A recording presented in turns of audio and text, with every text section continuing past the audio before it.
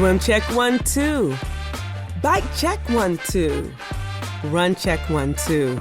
I think we're ready. Let's try this. Welcome to the Try Beginner's Luck podcast, a podcast where we explore the sport of triathlon from a variety of perspectives to help beginner triathletes on their journey. I am your host, Mashonda Shines. Welcome back to another edition of Try Beginner's Luck. You would think by this time I wouldn't be nervous to start a podcast, but every time I come on or press the record button, I'm like, did I really miss record? Am I really ready? What's going on in my brain? And today, my computer decided it wanted to upgrade. And if you have a Macintosh computer or a Mac, you know sometimes those upgrades can take a long time. Upgrades are fine only if it's on a day when you don't have things to do. Not on days when you have to record a podcast where you need your computer to record. But I don't think my Mac really cares about that. It just wants to be upgraded. And as I'm thinking about it, when you think about the triathlon world, there's at a time where you have to get upgraded. At some point in the game, you want to be upgraded. Well, as you know, we started talking about clubs, teams, communities. I want to present to you different types and different ways that you can be a part of the triathlon community, but also different levels of teams, clubs, relays, all that good stuff. And today, I have with me a coached team. Now, it's a little bit different than, say, a community team or a club, because in this sense, you are actually coached. There's different ways that you can be coached. You can be coached via just having a training plan, or you can have dedicated coaching or group coaching. So there's multiple ways. This team is called the No Limit Endurance Team, and they are led by the Maria Simone, also known as the Dot. You guys know Maria because she's a part of the Try Beginner's Luck team. And I had to bring them up because I get the privilege of seeing them in action. I'm like a fly on the wall. And it's really cool to see and witness. And at races, they just show up like no other. So today I have with me 3 team members that will come talk about their experience, but also share how it is for them being on Team No Limits and the importance of being in community with No Limits and others.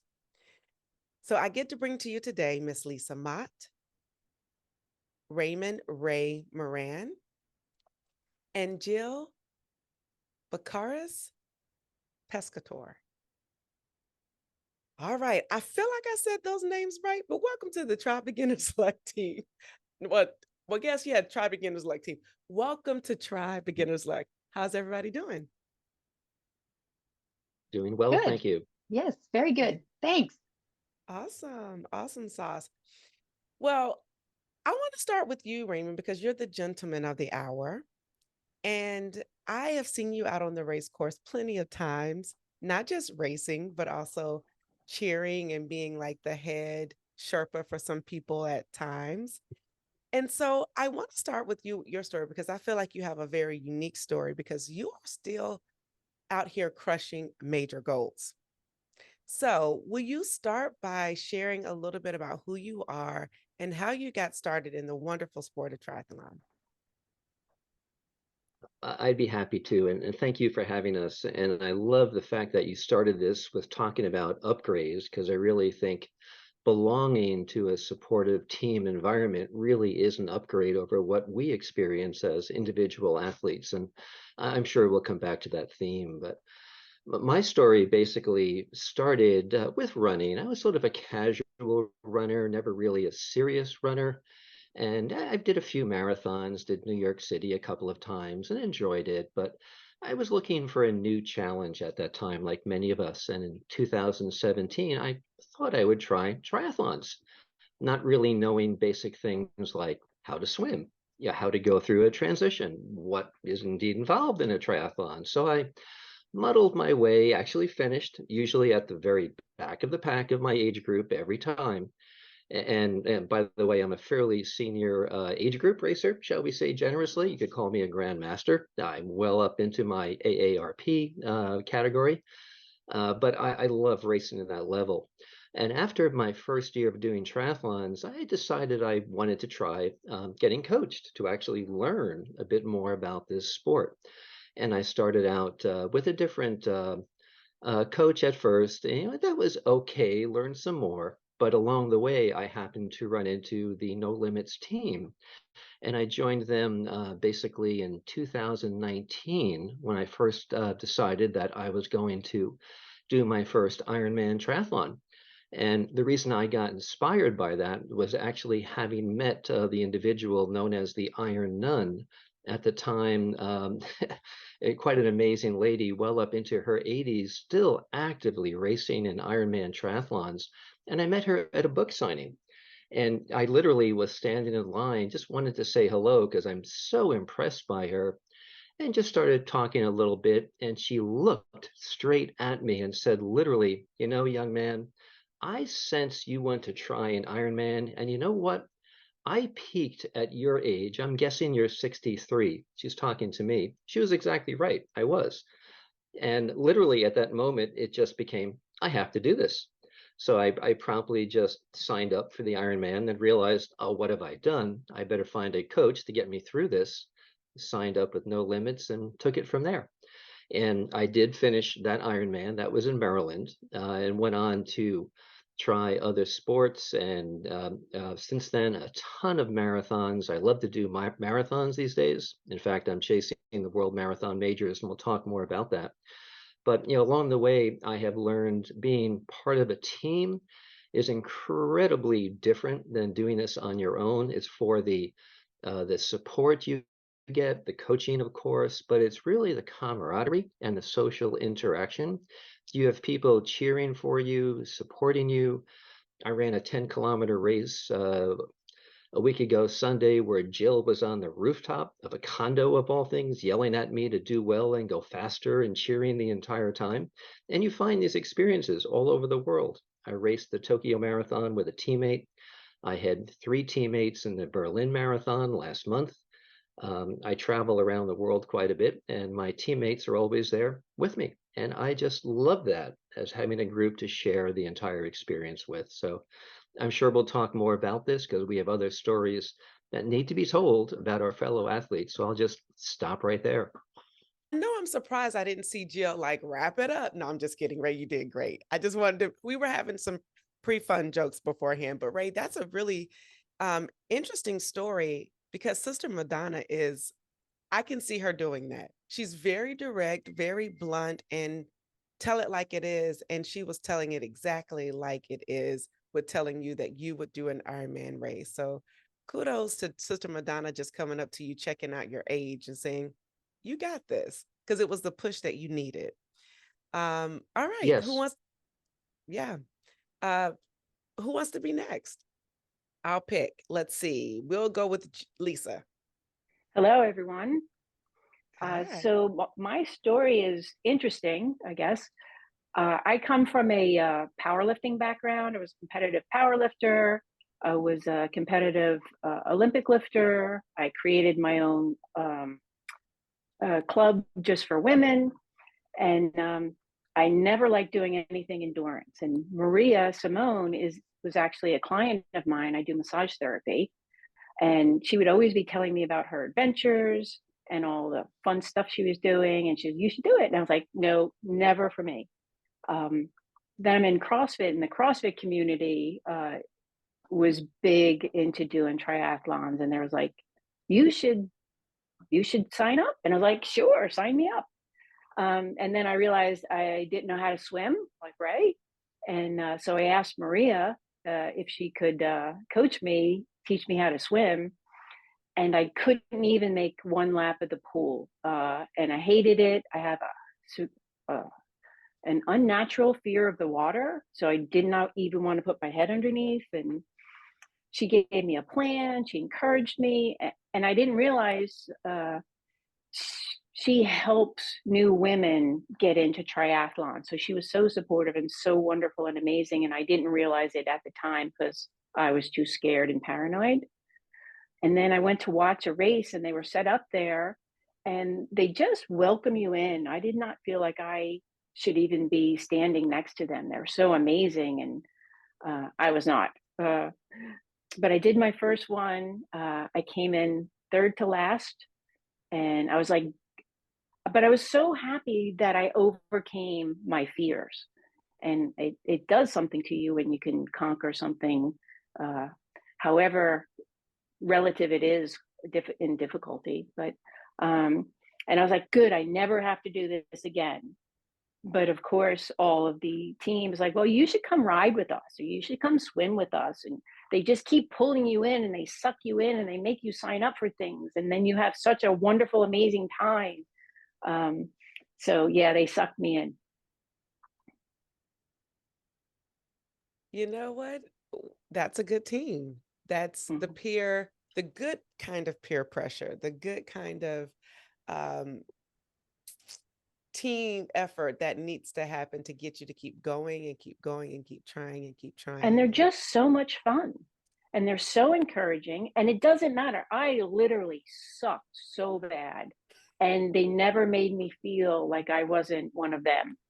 And I'll always remember that and I'll always be grateful for them. Yeah, that's a good appreciation because a lot of people who feel like don't they're not a part of the fast crew don't always feel welcomed. And that's a good thing that you did feel welcome. And shout out to Maria, who, definitely believes in supporting women no matter what it is. And so that's just the true spirit and embodiment of who she is. So kudos to you, Lisa, for, Thank you. learning how to Thank you. swim from zero. Because I am now a really awesome swimmer. So I hashtag, thank that's right. I thank everybody for that, and it's my greatest joy now to go where I could not even step in past my ankles to Yeah. now like yes, I'm the relay swim leg. Yeah, Come on, relay swim leg. yeah. And I heard that the No Limits team is not very good at accepting no. So you had no choice. Okay. You Yeah. know, Yeah. they are very persuasive. They're very persuasive. And then Ray, like he makes it sound so wonderful and amazing. He's there cheering you on. And 4 o'clock in the morning, he's got me bundled up in blankets before my start. They're just all amazing. And I'm so grateful for this team. Love it. All right. There's only one left. Miss Jill, tell us your story. Okay, so it's I was in sports when I was in high school. Running was my punishment. It was that kind of thing. I played field hockey and I was not good in track, so there was no way I was going to run. And so it was like in my late 30s was the first time I actually learned how to sign up for a 5K and put a bib on. And I always thought like I was a gym rat, so I did that kind of stuff. So it was kind of the whole phenomenon felt very intimidating to me. And this was like a local like 5K or 5 miler kind of thing. So I actually came into triathlon through running. I started running because my husband was a runner. I watched him do the Broad Street Run, and I'm looking at people running a 10 miler and going, hey, they kind of look like me. So the whole thing about, when we talk about like finding identity with a group, like when you see people that you're like, oh, wait, they can do that. I can do that. So, the slippery slope, you go from 5K to 10K to 10 miles to let's do a half marathon. And just a little, so I'm a teacher too. And I got sick from something that happened at school and I ended up in the hospital. And I was in a trauma unit and it was the weekend after I had run my first half marathon. So my parents were convinced it was the half marathon that made me sick. And the doctor said, oh, no, because she's in such good shape, she's been able to fight off that infection. And it took me a long time to get back to running, but at that point, I said, I want to run a marathon. You know, I cheated the Grim Reaper, so I was going to keep trying to outpace him. And so I did my first marathon almost a year later, and I was hooked because I never in a million years thought I would ever be able to run 6 miles, 10 miles, and certainly not 26.2. And I thought what was really great about that is it was something that I could do when I'm like, wow, I'm in my 40s and I'm doing things that I never imagined that I would do. I was fortunate enough to run the Boston Marathon a few times, and like loved that. I was also there in 2013, so the sense of community post bombing was like, it was palpable. It was like just, and that community itself, I feel like that running community and kind of it bleeds over to what we're talking about community and triathlon. And then just kind of quickly, what I pulled a calf muscle, so I started swimming very poorly. And my son worked in a bike shop, so you know, when you swim poorly and you're injured in running, you should probably buy your first bike and then sign up for a triathlon. So that's kind of how that happened. I realized when I did my first triathlon, it was a sprint. I really wanted to do the running part because that's where I was going to be strongest. I got 200 yards out for a 400-yard swim. I panicked. I tread water. And then I looked and I went, okay, so if you want to run, you're going to have to swim that way because trying to get out is going to take you just as long. I realized that I was going to need some help if I was going to be able to do this sport. So I signed up for an Olympic, and through the world of Twitter, that's how I met Maria. And really, like, she was so helpful, and this was even before I started being coached, and I can never do like half of anything. So I joined our local triathlon group. I live in Philadelphia, and there were 2 guys that took us on a ride and did no drop rides. And I was like, okay, I can be part of this and I can do this. And then I really did. So Maria then coached me for my first 70.3. And when the year I turned 50, I was fortunate enough to have qualified for Boston for that year. So I was just going to get it all done at 50. So I did Boston in the spring, and I did my first Ironman in Louisville in the fall, and then Atlantic City. And that I got a nickname of the Rainmaker because every race I did in 2018, it rained sideways. And I think I keep coming back for more. I've been injured and then working my way back. And the one thing I will say about No Limits that's much different even than for some of the tri groups, and the experiences are different, and it's a non-coach group, but especially when you start to get older, and then the group, a lot of them are younger, it becomes more competitive within the group as opposed to perhaps supportive. And I felt like I found my people in No Limits. I mean, I love these people. They're my family, and they are supportive. And like Ray said, it's about cheering. It's about, I mean, we now have like the best cheer squad for Ironman Lake Placid. I mean, it's just it's that it makes you feel good, and it supports you to be able to do things that you never thought you could do. But also everybody's best is different, and we all have a different capacity for how much we can train. So because of like, and I think the part about being welcomed and everybody has has a part and is supportive. And I think you kind of get the whole, it seems to be the common thread here, that I do feel we are, the common thread is that we're coached, or there's people that are part of the group that are part of the team, but not like one-on-one coach. But it's so much more than that. And I just intend to do this for a very long time. And because I would also miss everyone desperately if I didn't. Well, I'm So sure. I think that's Oh, Jill, we should have done the little Sandman thing for you. No, I'm just kidding.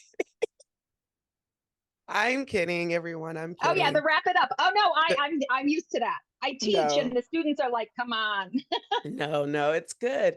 I heard so many different things in the story that I was just like, oh, the power of, I guess it's X, formerly known as Twitter. Now, the power that social media does have to bring together a team or to bring you to where you're supposed to be. I'm glad that you found your tribe, because it really does matter being with a group of people who would cheer you on and not necessarily competitive. I mean, of course, you are in competition with people when you're in the actual events, but in terms of internally, it shouldn't be that way. But to your point, it is in some cases. But I'm glad that you found a place that's super supportive, and you make it rain on the rain course. So I want to make sure that I don't race where you are, because I don't want it to rain, because we don't make it rain. We go make it rain. Okay. I think Okay. I broke my streak a bit. So we had really good weather for Lake Placid last year. So I think we're good. Well, let's I just hope. ask, are you racing Lake Placid in 24 for the anniversary? Yes. All right. Well, for those of you who are racing Lake Placid, good luck. I'm just kidding. I'm kidding. I'm kidding. No, but seriously, good luck, because we want you to have a good time at the 25th anniversary of Lake Placid. So it's going to be wild. And yes, you guys have like a whole corner on Lake Placid. I experienced that in, what was it? Last year, I went to Lake Placid to just cheer on some friends, and it was just like, oh, this place is magical. And it can almost have you signing up for things that you don't really want to do, because it's just that magical there.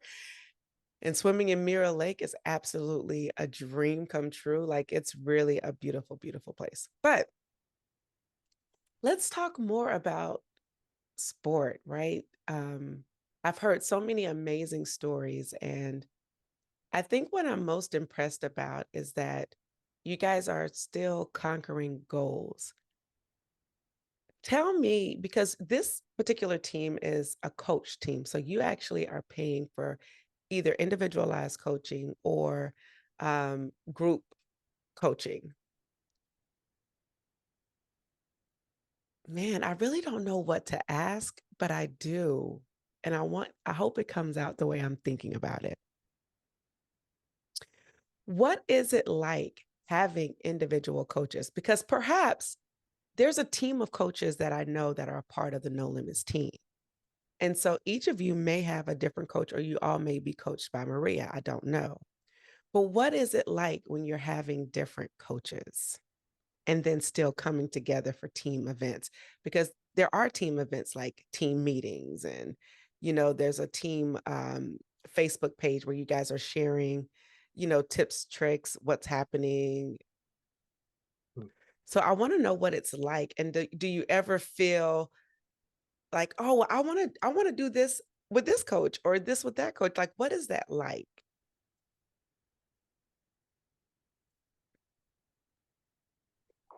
I'll be happy to start. Yeah, I would say the coaches working with a coach one-on-one is really a unique experience, because you not only get the coaching, the training, the motivation. It really becomes more a case of they're convincing you that you can do better than you ever thought you could. And they come at it from a few different ways, by different forms of sports metrics, as well as just simply motivating discussions and talks. And they really do a great job at that. But when it comes into working with different coaches, they're all a little bit different, but they do talk between them.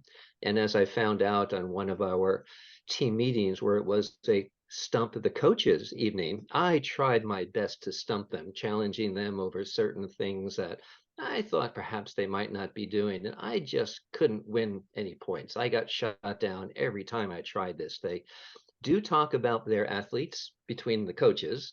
They do talk about exceptional experiences. They do talk about issues or concerns, or if there's consistencies where one coach can share an experience from an athlete that might help another athlete from another coach, they actually will communicate that. So we sort of all grow together for the better. But I really think it's the accountability you get, because when I train, when I race, I'm really doing this to the best of my ability. And how I train is more important than how I race, because my race is simply a reflection of the training. I do the work in the training. We all do. And if I do that training, I will race well. The hard work has been done. Then it's simply a matter of showing up on race day and doing what I've been trained and motivated to do. And that's the beauty of it. That's a that's a good answer. I like that. Anyone else want to add a perspective? I do, because presently I'm not being coached, but I was getting her, she would make up training plans for me for swimming. Um, and but there's always so much more. You're always, everyone is your coach on our Facebook group. If you have a question, you put it out there, you get answers from everybody and almost immediately. And then she also has coaches hour. So once a month for athletes who aren't have one-on-one coaching, all the coaches get on a Zoom and you can ask them any questions you want. So it's you never feel like you're not part of the team, and you're always being coached, and educated. So I still have access to the monthly meetings, whether we're talking about nutrition, whether they're sports psychology. So much information has been given. And I'm a sponge. I'm writing it down. And I can put it into play, so I don't quite need the one-on-one, but it's there. And then with her resolution challenge, I'm signing up for that again. There's so much information that she gives for that, you, or just repackages it so you hear it a different way, or somebody says it a little bit different, and you have that aha moment, like, oh, there it is. And for me, that's all I need to keep getting in the pool. Okay, okay. I have a little, oh, I'm sorry. Go ahead. Were you going to? Okay. Yeah, I was just going to say, okay, resolution challenge. Yeah, we will talk about that later because yeah, we will. Coming for you. Just know that. Okay, Jill, you go. So I'll take a little different perspective on that when you talked about like having different coaches. So a couple of things. One, I am one-on-one coached by Maria, and I can't remember if I started in 2016 or 2017. She gets me. We work really well together, and and then some people choose to be coached maybe part of the year. I am coached like continuously because it's really good for me. One of the things that's great for me is the accountability. The other part is I only have so much bandwidth, and we are all busy. And especially like when it comes to nutrition and those kind of things, I need an expert to guide me, just like Ray said. So when I get to the starting line, if I did what I was supposed to do, and I do, then I am prepared. I also truly appreciate one of my biggest challenges, and sometimes it's a limiter for me, is that I will let my anxiety or my nerves or the race day nerves and get in the way of doing as well as I could. So because as a group, and then what's also offered to us is to actually work on that, the mental health, the mental strength, those kind of things. I was listening to one of the podcasts that you did, that you had Maria on, and she was talking about being like kind of trying to get comfortable with being uncomfortable, or in that kind of pain cave and leaning into it. That's something that we talk about, and that's something that's like my goal to try to get better at. And I also never knew, like, I wasn't a camp kid, so I got to go to camp as an adult, to go to Lake Placid for training camp. And when you talk about multiple coaches, that perhaps it's not your own coach, the team of coaches that No Limits has is very complementary. And so there's also they're secure in what they know, and also maybe what they don't, so they share ideas.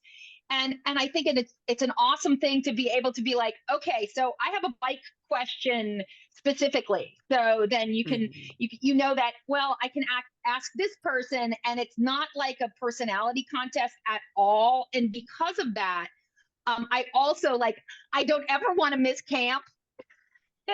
and because even when you go, somebody would say, well, how come, if you're going to the same camps year after year after year, like Lisa said, it's, you hear things in different ways, you experience things in different ways, you're a different athlete as you evolve.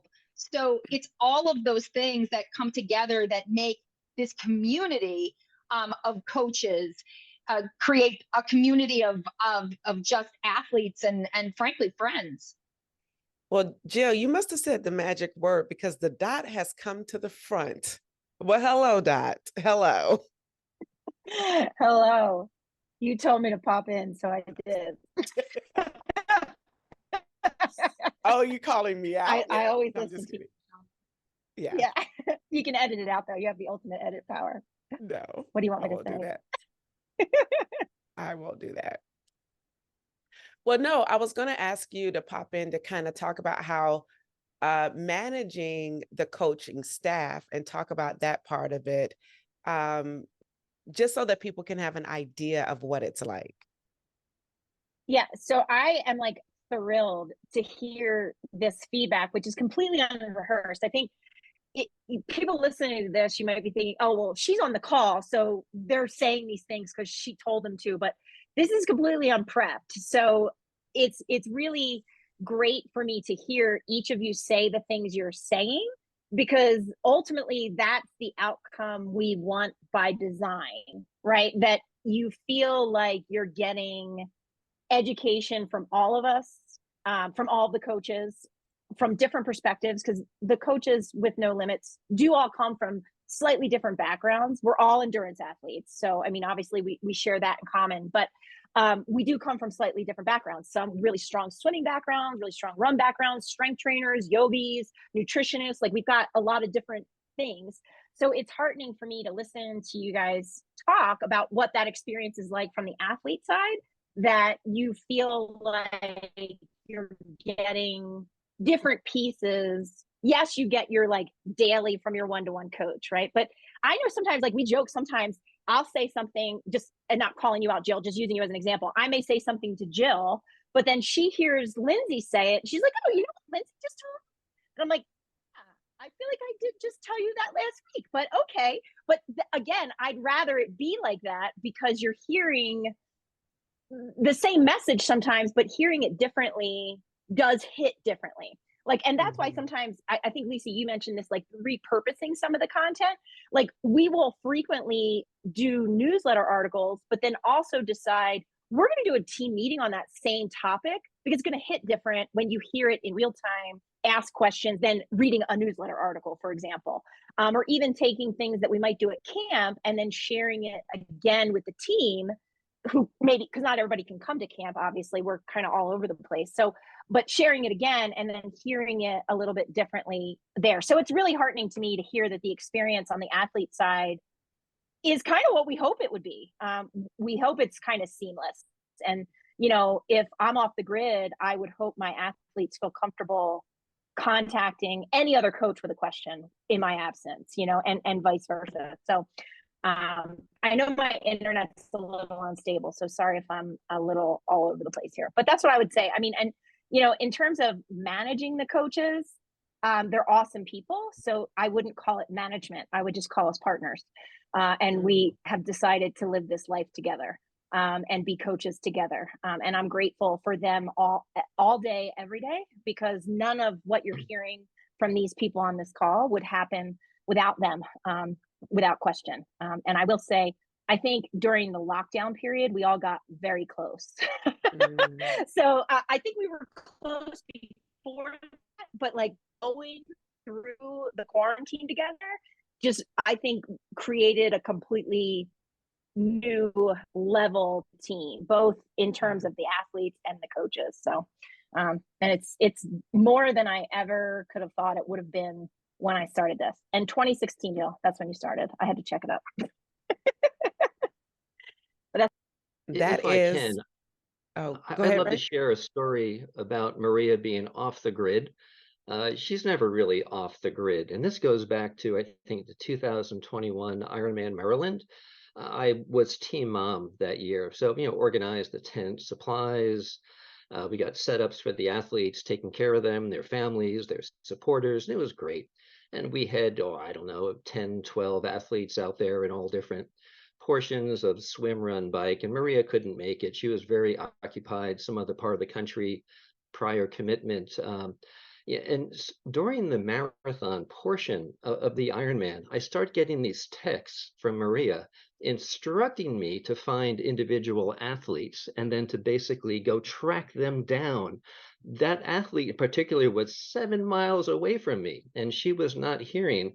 She's 7 miles away from me. So I literally went down looking for that athlete, found them, and had to relay just, the support just to help them out. And this is how remote Maria will get. She's not.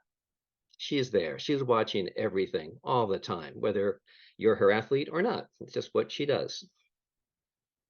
Mama Maria, the dot, the Maria Simone. Yes, she is.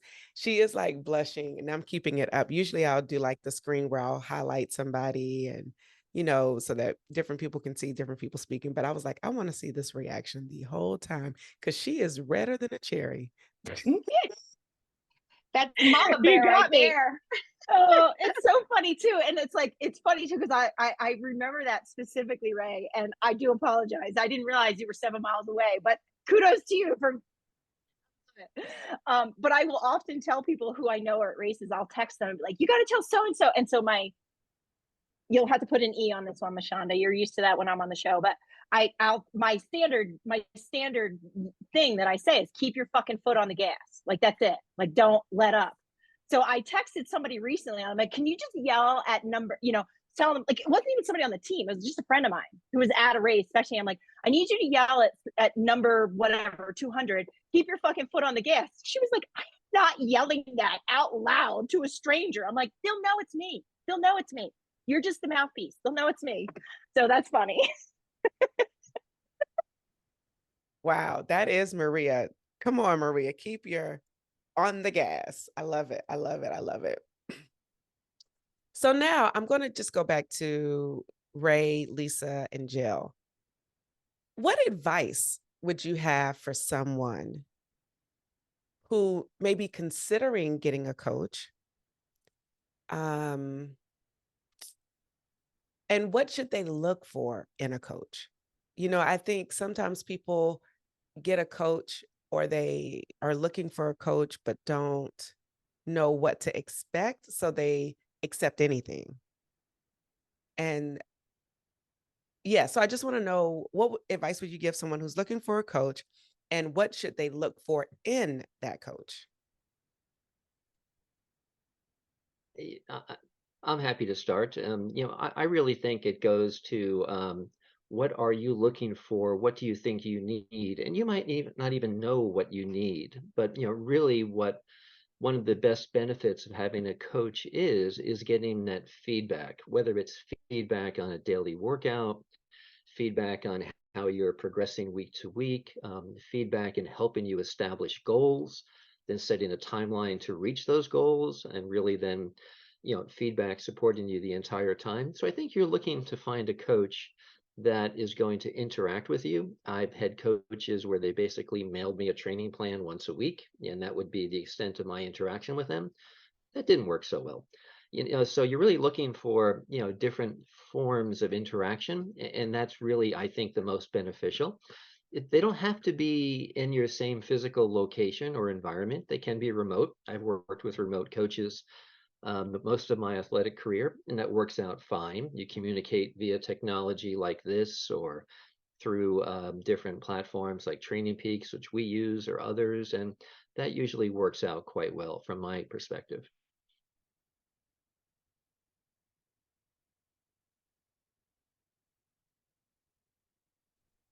Jill or Lisa? I can go, or Lisa, do you want to go? Please Okay. go. Yes, and if Franklin starts barking behind me, that it may happen. I can't control it. Is that your dog right I there, Lisa? I mean, Jill? Yes, yep, right Oh, there. That's Franklin. He's a okay. Hi, year old. Franklin. He's a giant. He's he's a giant. So I didn't know that I needed a coach, although my husband coaches running, and I was like, I can figure this out. But I think um, it's I actually there's two friends of mine that are in triathlon and doing this process, looking for a coach, how much it costs, is it worth it? And one of the things that I say is that I find that it's worth it because of all of the time I would have to try to invest in becoming an expert on this. I would never be able to do it. And as Ray said, there's a certain level of kind of like pushing someone to be able to reach your goals. That doesn't mean, I mean, workouts can get very uncomfortable, but you need to kind of, and you also need to know what your why is. And I think that what's really important too is that you have a conversation with a number of different coaches and to see which one. I mean, you can't see the future, but at least to see what person kind of matches with your personality. And I think that's very, very important. And I think that the level of communication that you expect to get from your coach is something that you should ask. And don't, when you're looking for a coach, don't think that the person you're talking to knows what you're thinking. You need to be articulate. You need to say what you need. And if you feel that it's not the right fit, then move on to interview other people, because the right fit is important. I mean, like I said, Maria gets me. She knows when I need a kick in the rear end.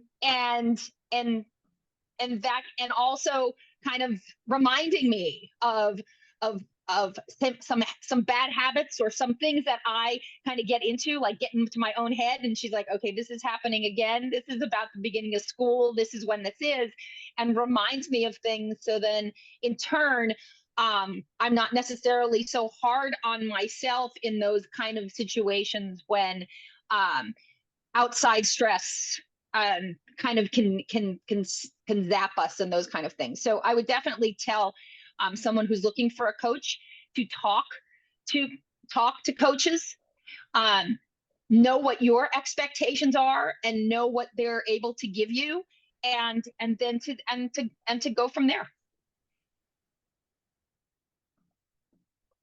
That's right. A closed mouth doesn't get fed. And so if you don't like say what you need or tell them what you desire or what you don't desire, then you'll get pretty much anything. And so I think that's important for you to be able to be free to express yourself to your coach about the things that you like and dislike, etc. Come on, Jill. All right. Lisa, do you want to add anything? I do. I think the one of the most important things is the less you know, the more you need a coach, because so many things can happen and your struggle can go downwards, or you can have a steady progressive incline, constantly be improving, constantly be doing that better. But most of us don't know the science behind the training and the nutrition, and trying to figure out on your own is almost impossible. So having that person to just say, here, do this, try this, and keep helping you make these steady baby steps forward until you're an awesome swimmer. That's right. That's right. I think Mhm. the other cool thing about coaching is that not all coaches have a team.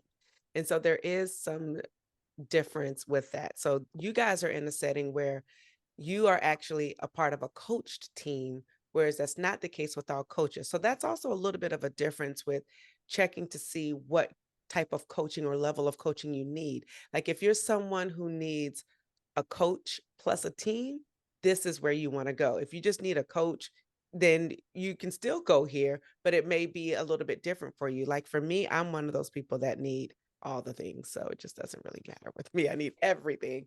But I think that is important that you know what type of person you are so you can get what you need. If you need community, um, yeah, if you need that. Yeah, community is hard to find the older you get.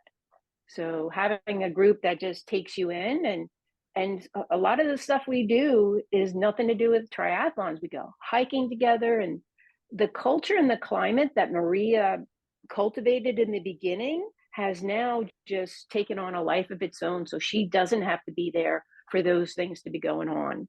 You know, the breakfasts before an event or the dinners before.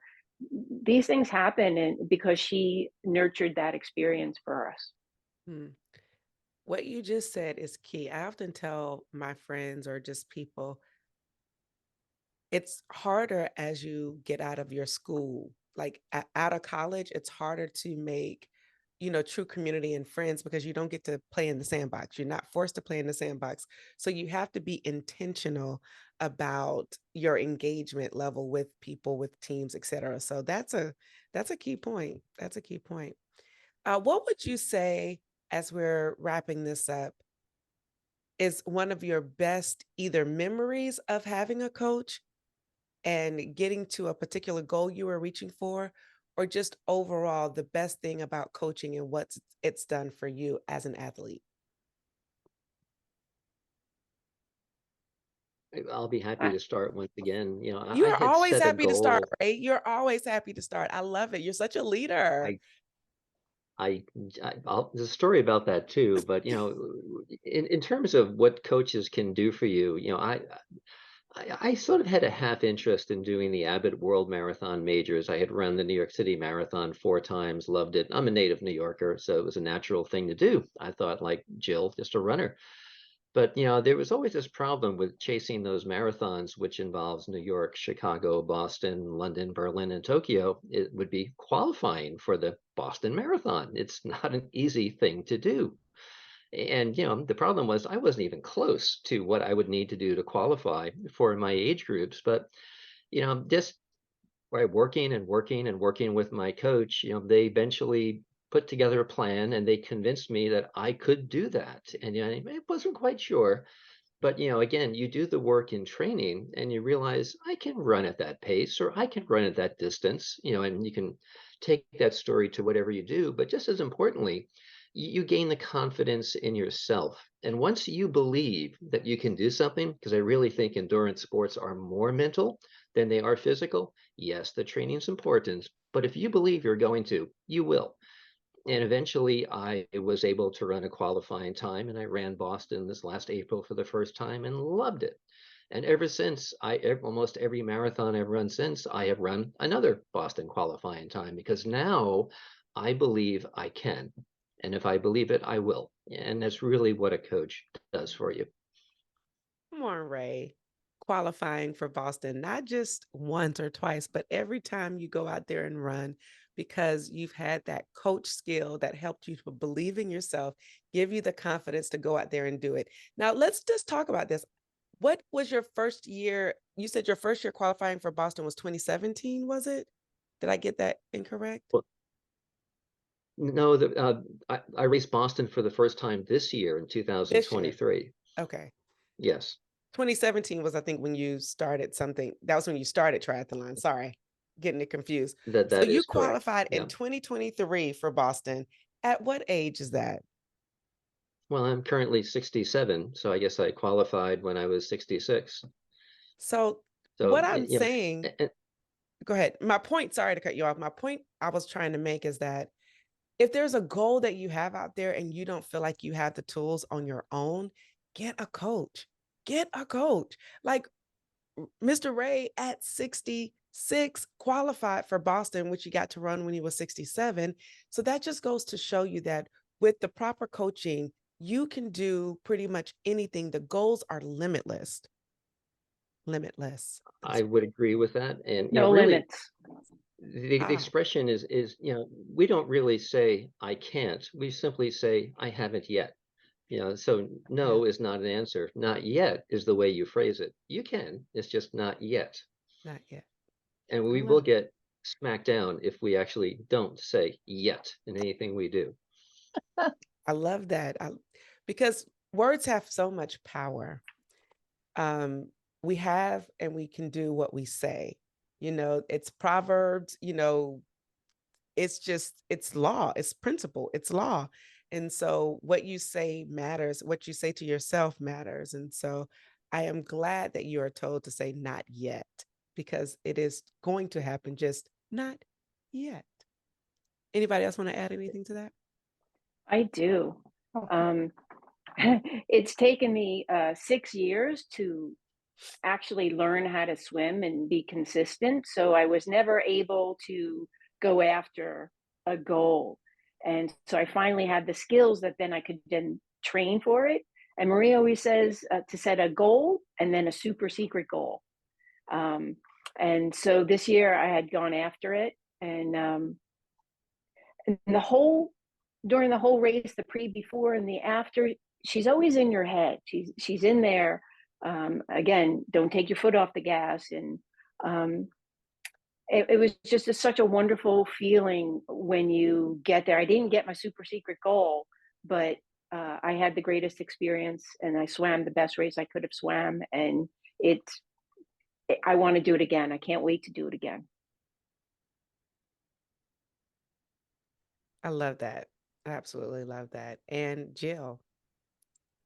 So when the question you asked about like best experience, um, so the first one that came to mind was we talked about the rain, and my first Ironman was in Louisville, Kentucky, and it rained. It was sideways rain, and um, Maria and her husband John were at the race, and because it was just torrential, they went to Walmart and they bought like full rain suits. So Maria was in a rain suit that was like a man's like 2XL, and they were on bicycles.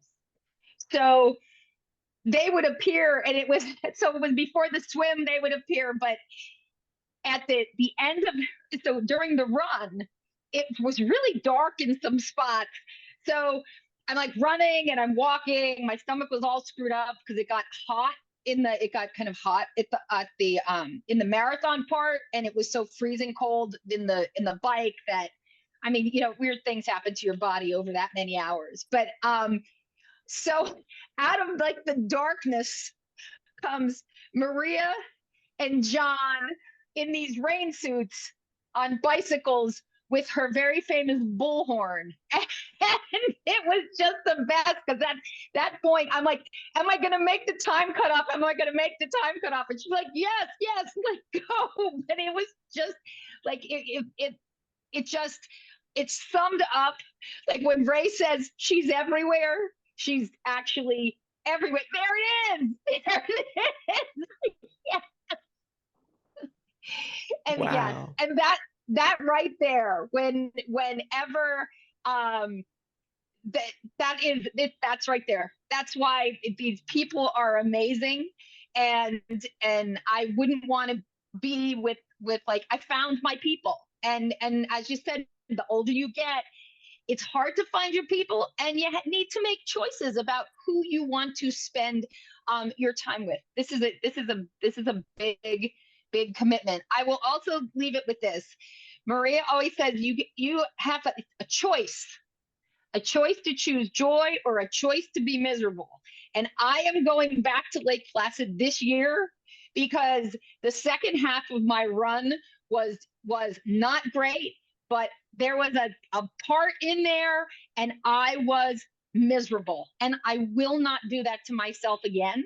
And that's when same thing Lisa said, she's in your head. Oh yeah, that is in my head, and I won't let it happen to me, and I won't let it happen to me again.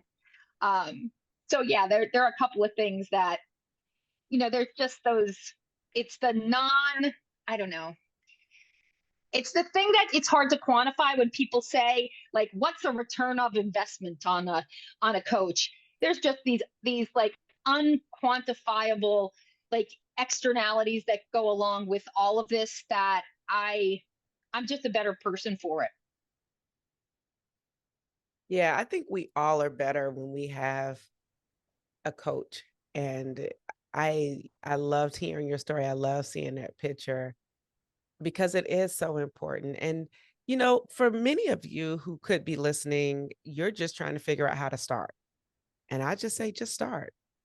If you need a coach for swimming, maybe start with getting a coach for swimming. If you need a coach for biking or cycling, get a coach for that, or get a coach to help you run. Whatever discipline you are the weakest at, maybe start at that distance first, or start at that and then continuously build. But you will be super joyful, use the word joy, that you got a coach. It is life-changing, and it will really help to shape you as an athlete. Now, I got to go back to something. It's called the resolution challenge, because Lisa, I'm coming for you. I have done the resolution challenge now for 2 years, and coming up in 2024 will be my 3rd year.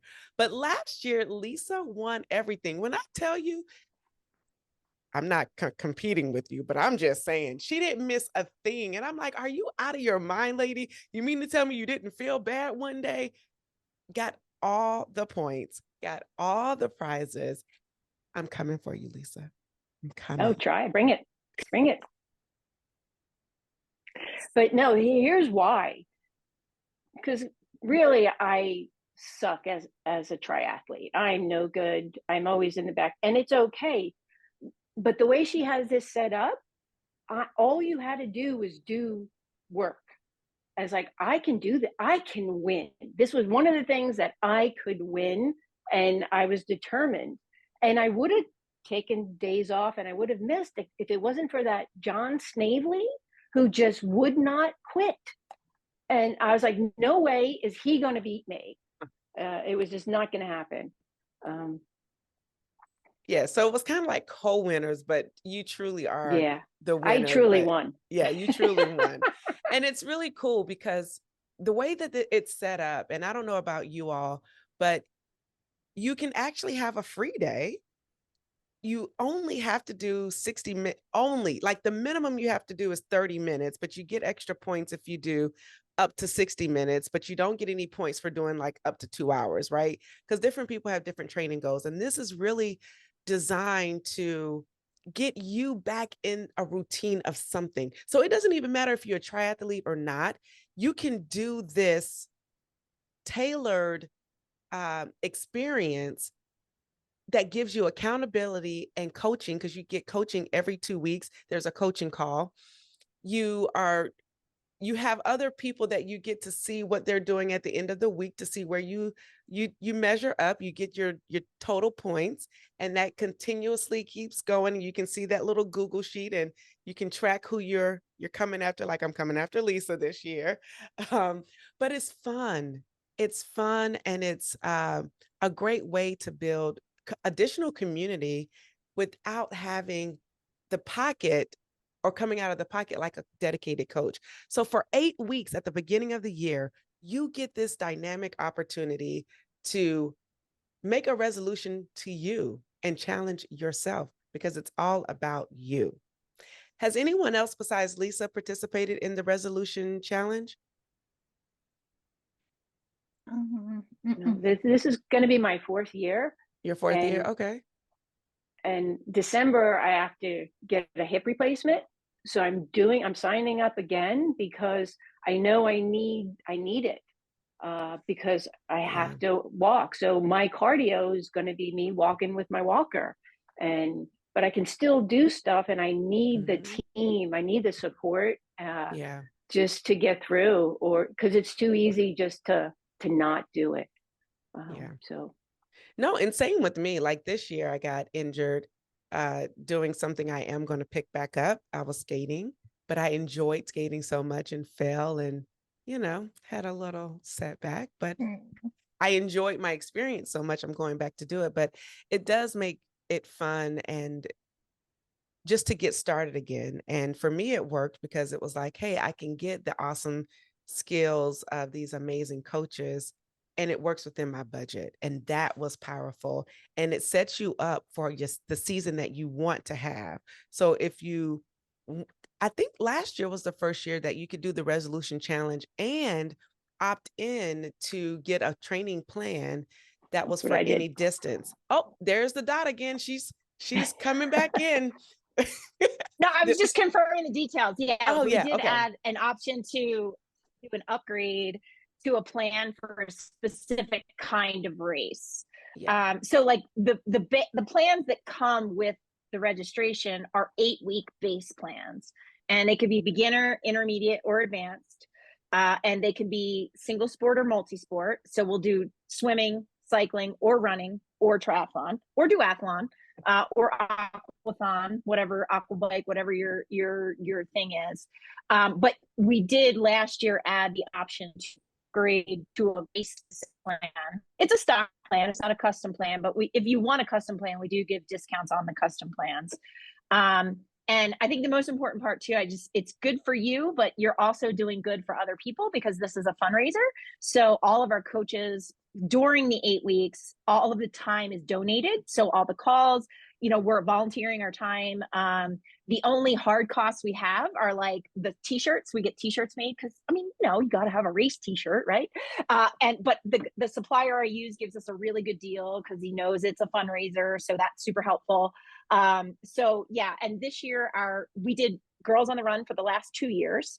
So we are switching it up this year, and we're going to do Protect Our Winners this year.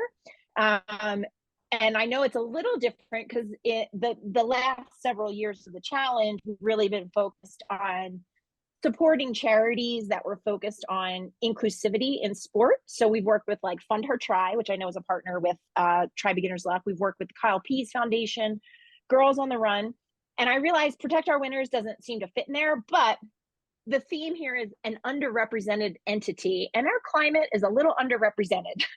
So throwing some love to Protect Our Winners.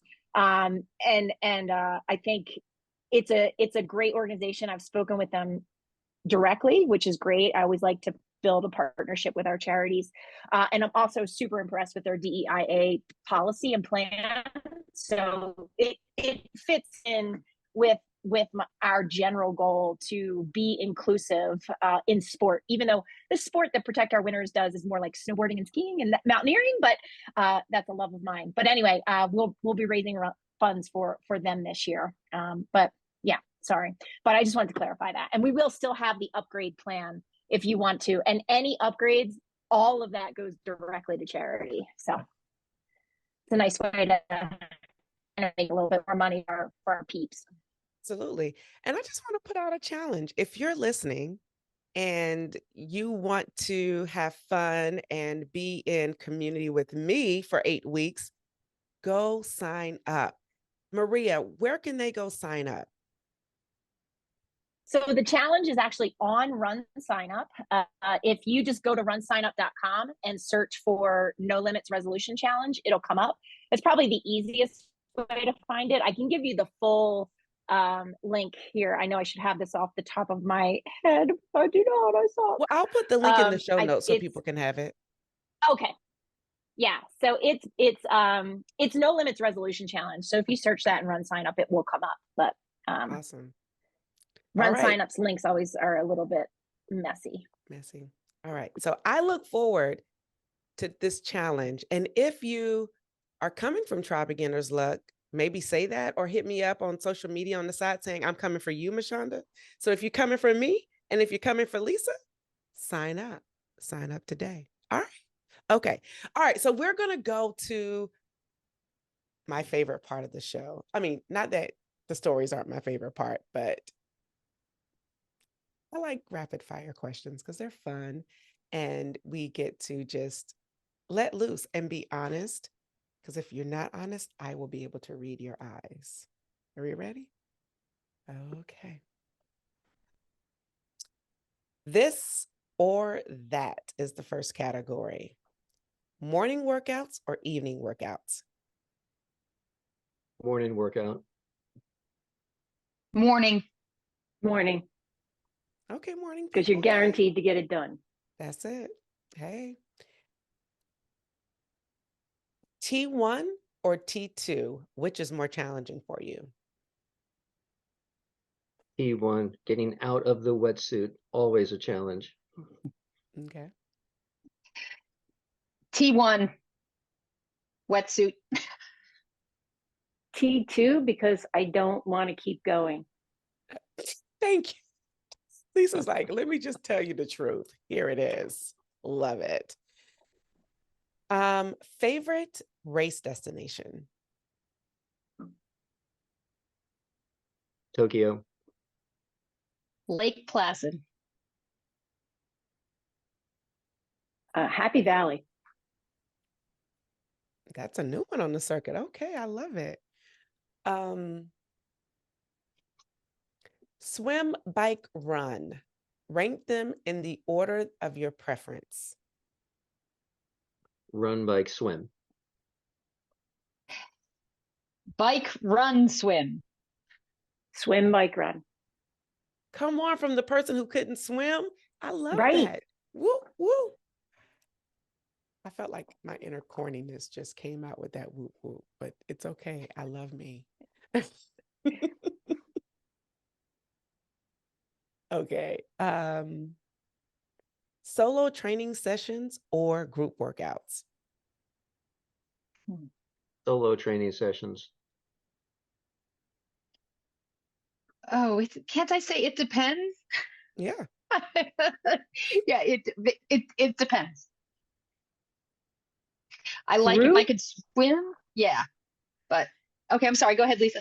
Sorry. It group because we meet up and it's always easier when you commit to people. But I always get left, so it's a solo, but it gets me there. Lisa, you're my girl. We're gonna come up. I'm gonna come up there to New Jersey and race. We're gonna come and work out together. All right. Race Get a massage. facts, yes. Race shirt. Keep it for memories or wear it proudly. Wear it proudly. Wear it. Wear it. Badge of honor. Okay. Homemade race day nutrition or store-bought options? Store-bought options. Door bought. Store-bought. Okay. And the final question that I usually ask everyone who comes on the Try Beginner's Luck podcast: do you pee on the bike or take a proper pee break? On the bike. Time is precious. On the bike. I have the shoes to prove it. Can I say that I have never taken a pee break? That's fair. So yes, I peed on the bike.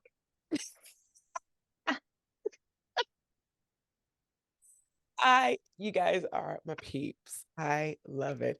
And Jill, that one made you feel a little uncomfortable. You were like, ooh, what do I say? But I love it. Well, it takes a while to actually learn how to do that. So Yeah. Can we also say that we were coached on how to do it? So yeah.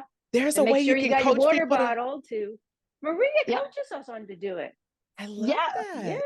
So you guys get a coach training session on how to pee on the bike. They talk about peeing and pooping all the time. Oh, we've gotten too much Too right much. there. I know. Yes. Welcome to No Limits. I guess there are no limits. Okay, I'm curious Look, these now. are important things. Peeing is important. Peeing and pooping is important. Where did you go? Coaches need to know. Coaches need to know about So, it. I've never heard the pooping stories, but is there a proper way to poop when you're racing? Well, you get off the bike. You 100% get off the bike for that. Yeah, yes.